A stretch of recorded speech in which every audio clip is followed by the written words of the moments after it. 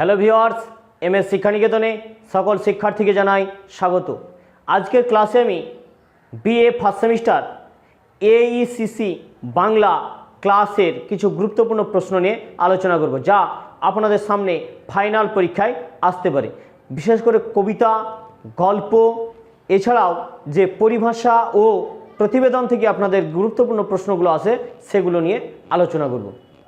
দেখুন, বিশেষ করে প্রথমে আমি গল্প থেকে দেব, গল্প থেকে দেওয়ার পর কবিতা থেকে দেব, কবিতা থেকে দেওয়ার পর প্রতিবেদন এবং পরিভাষা নিয়ে আমি একটা নাতিদীর্ঘ ক্লাস নিয়ে আলোচনা করব, যেগুলো আপনাদের বিগত বছরে এসেছিল এবং এবছরেও আসার সম্ভাবনা রয়েছে। সেই সমস্ত প্রশ্ন নিয়ে আপনাদের সামনে তুলে ধরব। এবার দেখুন, আমি গল্প থেকে দেখাবো, বিশেষ করে খোকা বাবুর প্রত্যাবর্তন গল্প থেকে কিছু গুরুত্বপূর্ণ প্রশ্ন লিখে আমি দেখাবো।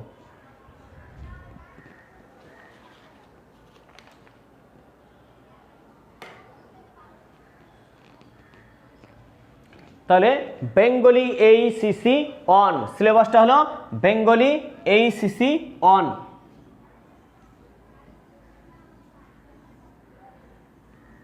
বেঙ্গলি এইসিসি অন, এই সিলেবাসটার যে আপনাদের এক্সাম হবে সেই এক্সাম নিয়ে, অর্থাৎ আপনারা যেটা অনেকেই জানেন যে কম্পালসারি বাংলা, সেই কম্পালসারি বাংলা নিয়ে আমি আলোচনা করব।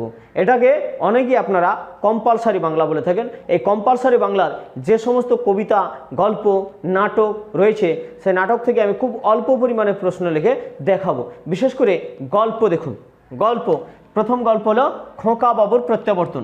1 নম্বর, খোকা বাবুর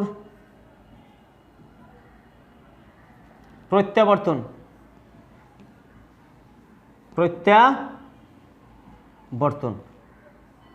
এটা কি? এটা একটা গল্প। খোকা বাবুর প্রত্যাবর্তন গল্পে যে আপনাদেরকে দুটো প্রশ্ন পড়তে হবে, আমি বলবো সেই প্রশ্ন দুটোকেই নিয়ে আমি আলোচনা করব। দেখুন, 1 নম্বর প্রশ্ন, আপনাকে 1 নম্বর প্রশ্ন পড়তে হবে খোকা বাবুর প্রশ্ন নাম্বার 1। প্রশ্ন নাম্বার 1, খোকা বাবুর প্রত্যাবর্তন গল্পের নামকরণের সার্থকতা আলোচনা করুন। খোকা বাবুর প্রত্যাবর্তন গল্পের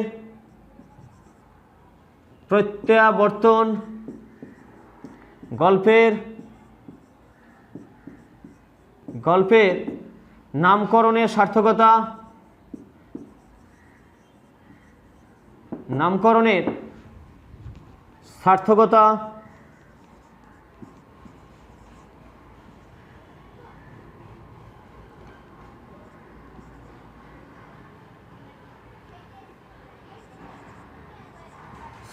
আলোচনা করো,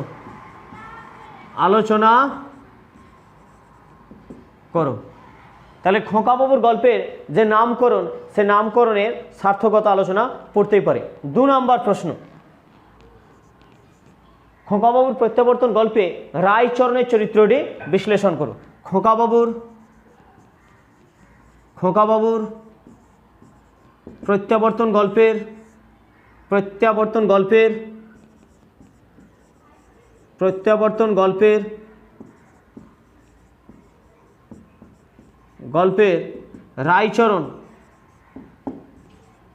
রায়চরণ চরিত্রটি আলোচনা করো।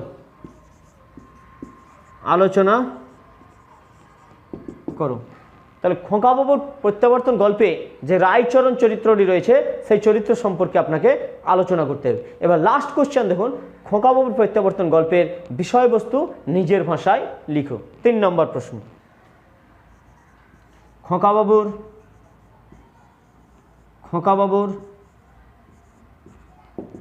প্রত্যাবর্তন গল্পের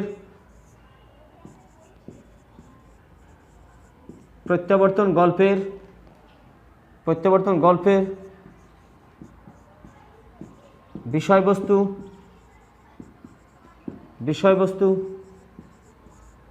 নিজের ভাষায়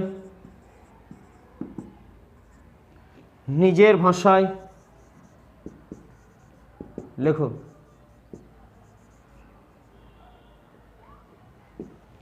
তাহলে খোকাবাবুর প্রত্যাবর্তন গল্পের যে বিষয়বস্তু সেটা আপনাকে লিখে দেখাতে হবে। এই তিনখানা প্রশ্ন পড়লে মোটামুটি আপনি অবশ্যই কমন পাবেন। যারা বিশেষ করে জেনারেল কোর্সে পড়ছেন, যাদের এইচএসসি হিসাবে বাংলাগুলো আছে, বা সকলকে এইচএসসি হিসাবে বাংলা পড়তে হবে, এই প্রশ্নটা সবার জন্য খুবই গুরুত্বপূর্ণ। এই তিনখানা পড়লে অবশ্যই পেয়ে যাবেন। যদি আপনাদের না আসে তাহলে আপনাদের যে বিষয়বস্তুটা জানা থাকবে খোকাবাবুর প্রত্যাবর্তন গল্পের, সেই বিষয়বস্তুটা ভাঙিয়ে একটু লেখার চেষ্টা করবেন। আর আশা করি এই তিনখানা প্রশ্নের মধ্যে একখানা অবশ্যই আপনাদের আসবে। এবার দেখুন, এর পরবর্তী গল্প কালাপাহাড় নিয়ে আলোচনা করব। এটা রবীন্দ্রনাথের গেল, এবার তারাশঙ্করের কালাপাহাড় গল্প নিয়ে আসছে। এবার দেখুন, আমি কালাপাহাড় গল্প নিয়ে আলোচনা করবো। এর আগে বলেছি কালাপাহাড় গল্পে কি কি কোশ্চেন থাকতে পারে। কালাপাহাড়, কালাপাহাড়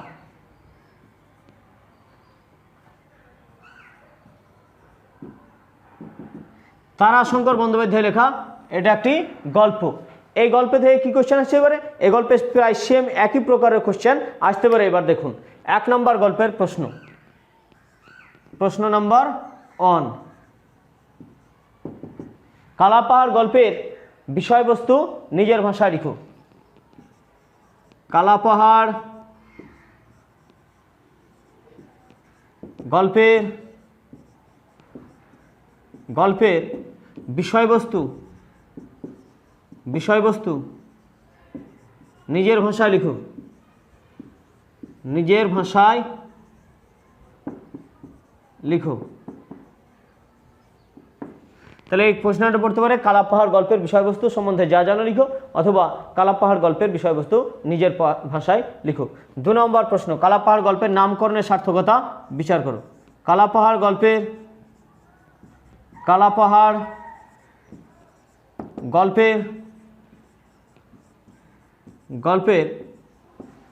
নামকরণের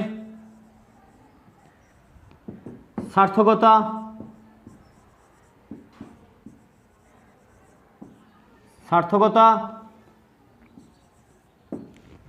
বিচার করো।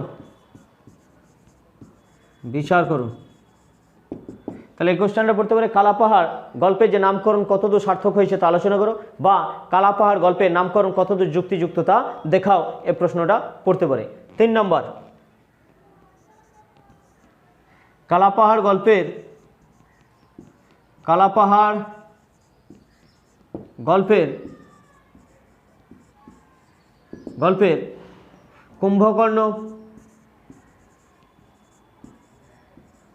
কুম্ভকর্ণ ও কালাপাহাড়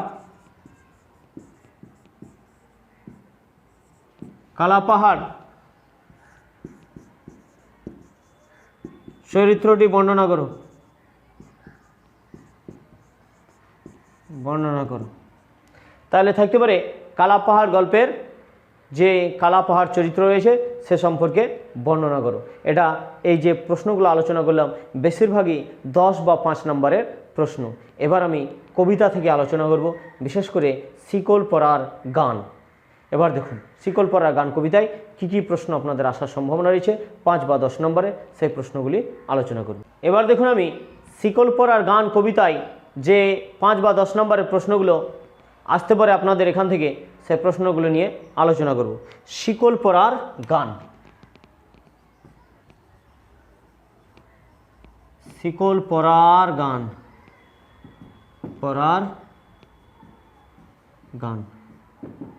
এটা কাজী নজরুল ইসলামের লেখা। শিকল পরার গান একটি কবিতা, এটা কাজী নজরুল ইসলামের লেখা। দেখুন, শিকল পরার গান 1 নম্বর প্রশ্ন,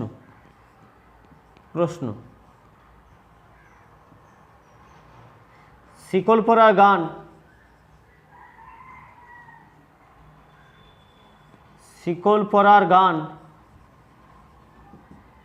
গান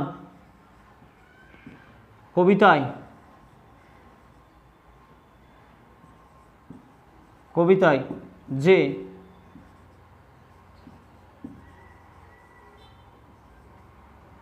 দেশাত্মবোধের পরিচয় ফুটে উঠেছে,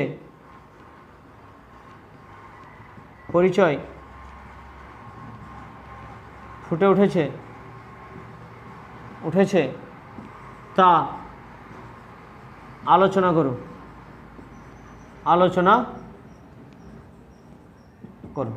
তাহলে এখান থেকে কোশ্চেনটা কি আসতে পারে, শিকল পরার গান কবিতায় যে দেশাত্মবোধের পরিচয় ফুটে উঠেছে তা আলোচনা করো। 2 নম্বর প্রশ্ন,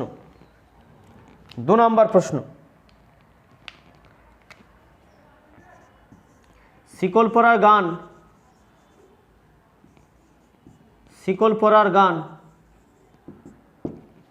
গান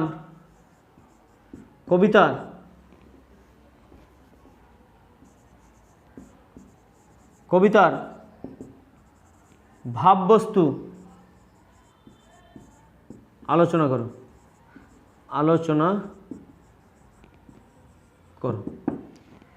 3 নম্বর প্রশ্ন,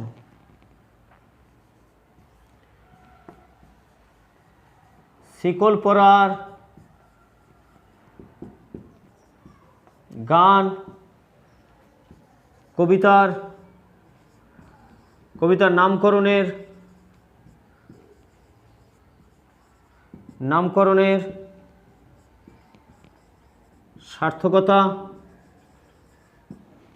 সার্থকতা বিচার করুন।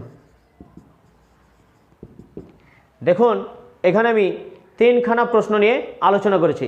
শিকল পরার গান কবিতার ভাববস্তু, 2 নম্বর শিকল পরার গান কবিতার নামকরণের সার্থকতা, আর 3 নম্বর প্রশ্ন আমি বলছি শিকল পরার গান কবিতায় দেশাত্মবোধের যে পরিচয় ফুটে উঠেছে তা নিজের ভাষায় আলোচনা করো।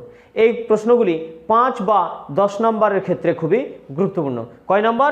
5 বা 10। 5 বা 10, 5 বা 10 নম্বরের ক্ষেত্রে খুবই গুরুত্বপূর্ণ। বা আপনি যদি শিকল পরা গান কবিতাতে নাও পড়ে তাহলে কি করবেন, আমি বলি শিকল পরা গান কবিতার যে ভাববস্তুটা জানবেন সেই ভাববস্তুটা একটু ভাঙিয়ে লেখার চেষ্টা করবেন বা একটু বুদ্ধি লাগিয়ে লেখার চেষ্টা করবেন। এবার দেখুন আরও অন্যান্য কবিতা রয়েছে, বিশেষ করে নির্ঝরের স্বপ্নভঙ্গ কবিতা রবীন্দ্রনাথের, ও নির্ঝরের স্বপ্নভঙ্গ কবিতা থেকে কি পড়তে হবে প্রশ্ন তাই নিয়ে আলোচনা করব। এবার দেখুন আমি নির্ঝরের স্বপ্নভঙ্গ কবিতা থেকে 5 বা 10 নম্বরের প্রশ্ন নিয়ে আলোচনা করব। দেখুন নির্ঝরের স্বপ্নভঙ্গ, নির্ঝরের স্বপ্নভঙ্গ, নির্ঝরের স্বপ্নভঙ্গ রবীন্দ্রনাথ ঠাকুরের লেখা। দেখুন নির্ঝরের স্বপ্নভঙ্গ কবিতায় যে প্রশ্নগুলো আপনাকে পড়তে হবে সেগুলো দেখুন। 1 নম্বর প্রশ্ন,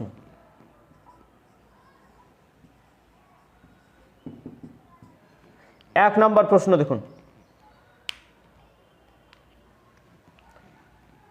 নির্ঝরের স্বপ্নভঙ্গ কবিতায়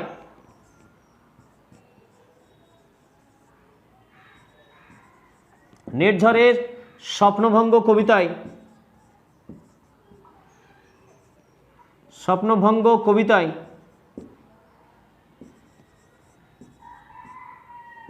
কবিতায় নির্ঝর কিসের প্রতীক? নির্ঝর কিসের প্রতীক? এরকম প্রশ্ন থাকবে। এবার দিয়ে লিখবে নির্ঝরের স্বপ্নভঙ্গ কবিতার নামকরণের সার্থকতা বিচার করো।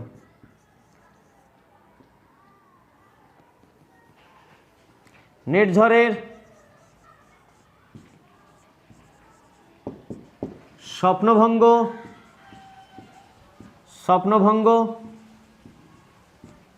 কবিতার নামকরণের সার্থকতা আলোচনা করো। সার্থকতা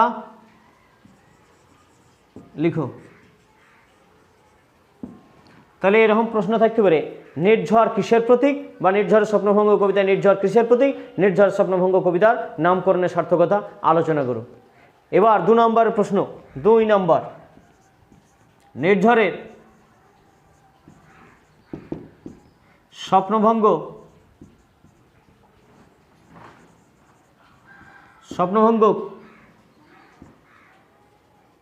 কবিতা অবলম্বনে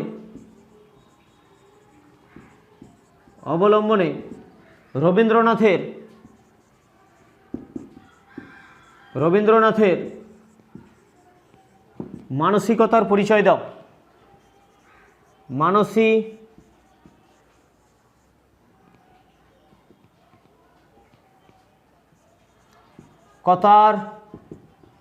পরিচয়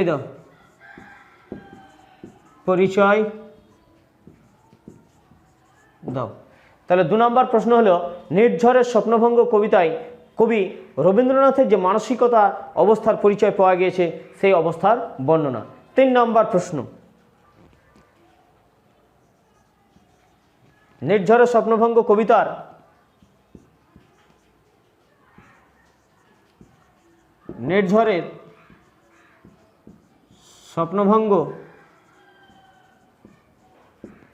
স্বপ্নভঙ্গ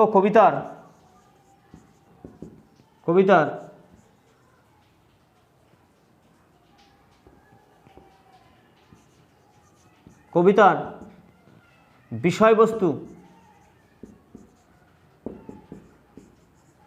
বিষয়বস্তু আলোচনা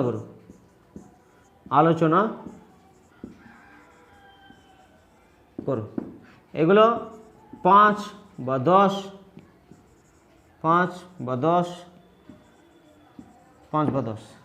তাহলে নির্ঝরের স্বপ্নভঙ্গ কবিতার ভাববস্তু বা বিষয়বস্তু বা সম্পূর্ণ ব্যাখ্যা নিজের ভাষায় লিখো, এমনটা প্রশ্ন পড়তে পারে। এই প্রশ্নগুলো আপনি পড়লে অবশ্যই কমন পাবেন।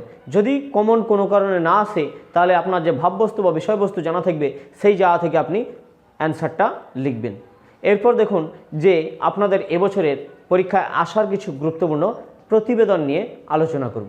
দেখুন এবার দেখুন আমি প্রতিবেদন নিয়ে আলোচনা করব আপনাদের সঙ্গে। প্রতিবেদন কি কি প্রতিবেদন পড়তে পারে দেখুন।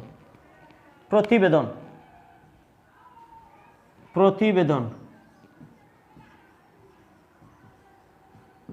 এখান থেকে দেখুন 2 নম্বরের কোশ্চেন অবশ্যই আসবে, কিন্তু আজকে আমি সব বড় কোশ্চেন 10 বা 5 নিয়ে আলোচনা করছি। দেখুন প্রতিবেদন 1 নম্বর প্রশ্ন,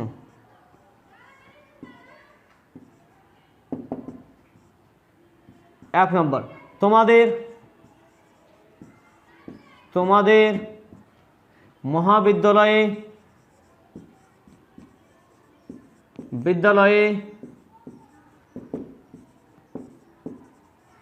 বৃক্ষরোপণ বা রক্তদান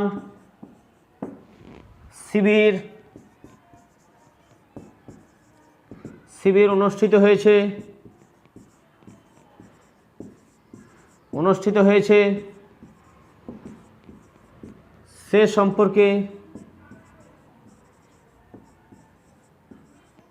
সম্পর্কে একটি প্রতিবেদন লিখো।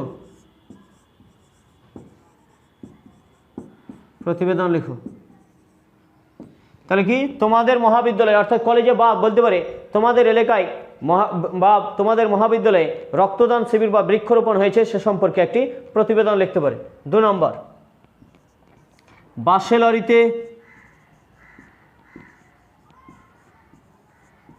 লরিতে মুখোমুখি সংঘর্ষ হয়েছে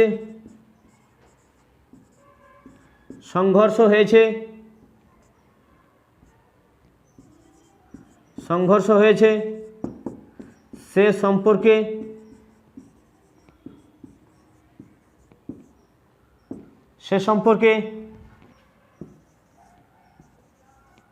একটি প্রতিবেদন রচনা লিখো।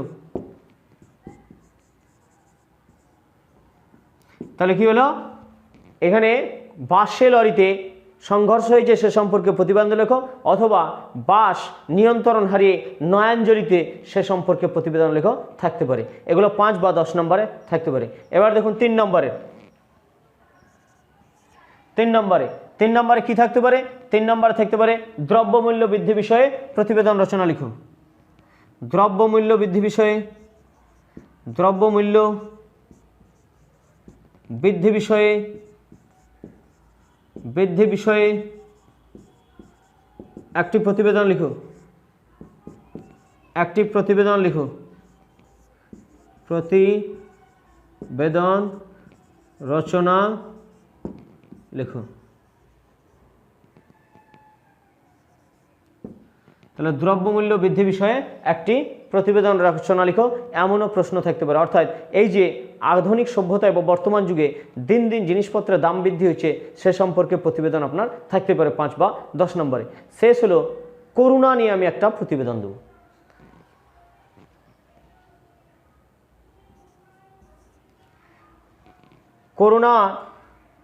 করোনার প্রকোপ।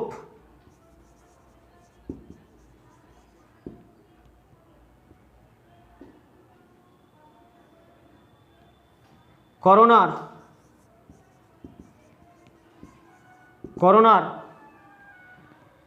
প্রকোপ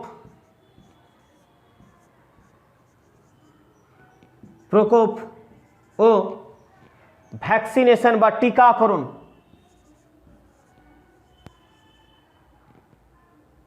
টিকাকরণ বিষয়ে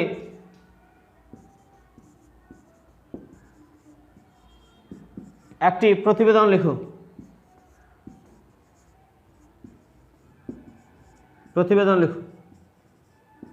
তাহলে কি থাকতে পারে যে করোনা দিন দিন বৃদ্ধি হচ্ছে এবং যে ভ্যাকসিনেশনের প্রভাব ও বাড়ছে সে সম্পর্কে প্রতিবেদন লিখো। এগুলো বিশেষ করে BA পার্ট 1 বা যারা ফার্স্ট সেমিস্টার AECC 1 পরীক্ষা দেবেন তাদের ক্ষেত্রে খুবই গুরুত্বপূর্ণ। এছাড়াও যারা ফোর্থ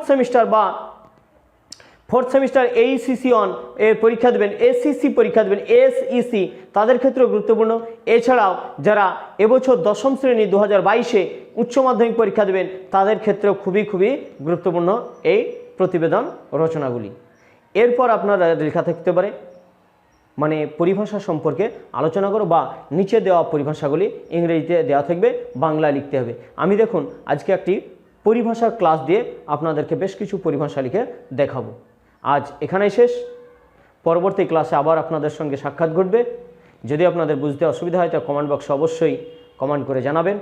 ভালো লাগলে আমার চ্যানেলটি বন্ধুদের মধ্যে সাবস্ক্রাইব করতে বন্ধুদের মধ্যে ছড়িয়ে দিতে ভুলবেন না।